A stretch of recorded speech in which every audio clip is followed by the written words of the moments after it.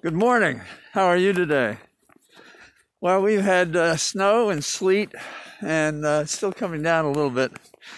The roads are full of snow, so it's a little bit like walking through sand.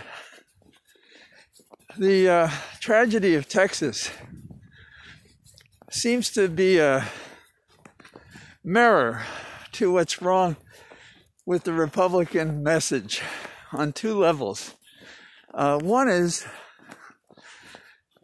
they ignore the science and lie about it.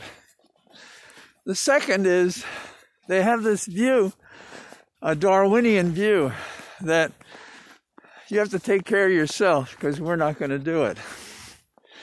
Now, at the federal level in our Constitution, we have a phrase in the Constitution among the objectives of our nation is to promote the general welfare. But the Republican Governor Abbott in Texas doesn't see it that way. And certainly the mayor of Colorado City in Texas doesn't see it that way. It was back in the 60s, I think, when a very smart young lady from the Barnard College was talking with a friend of mine who's already deep into the question of global warming. And we've changed the name now to climate change to pretend it's something more harmless than it is. But this woman was so smart and had such clear thinking, she immediately got upset that we weren't doing something about it already. And you have to wonder how a bright young lady could be smarter than all the governments that have anything to do with Republicans from then until now. Some of you may know Jim Hansen, and he was at Hearings on the Hill, and he told the world what problems we were going to have.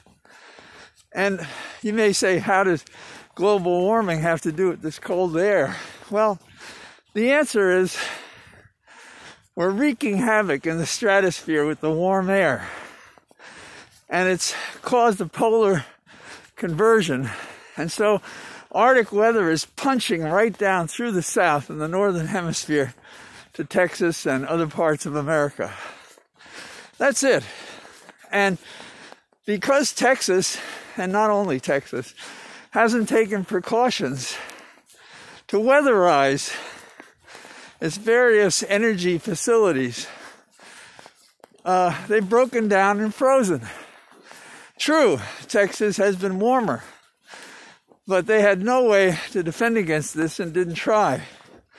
The other thing is kind of an Enron redux in which they isolated themselves and are not on a grid with other states that would allow them to draw the energy to avoid the deaths that they've had. Now, the governor and others have gone on the Faux News network and said our problem has to do with the Green Deal. Well, 10% of the energy in Texas is solar and wind. And they didn't weatherize those facilities either. And solar and wind work elsewhere in very cold climates. So it can be done, but Texas didn't do it. So this two-path problem that we see in things like the impeachment, we see again here in the question of our very survival in terms of global warming. What we've done in Texas is, or what they did in Texas, isolated themselves from other states, not put people first, save money recklessly by not winterizing their energy sources, and so they've had a complete crash. And the people are paying for it. That's not acceptable. America has to turn to the science and logic. The Republicans don't want to do it. They're battling for a fossil fuel industry that they don't even protect so it can survive. Most of the energy in Texas comes from gas. So we have this dual problem in the Republican Party. Ignore the science and don't give a damn about the people. We can't solve this problem today because we failed to do something for so many days before this. Isn't this gorgeous here? Look at this.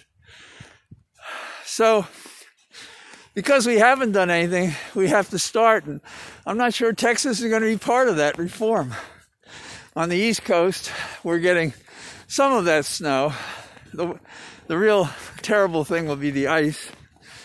And that would break down energy lines, and that's a real problem. So it's a winter wonderland if you can get out in the East.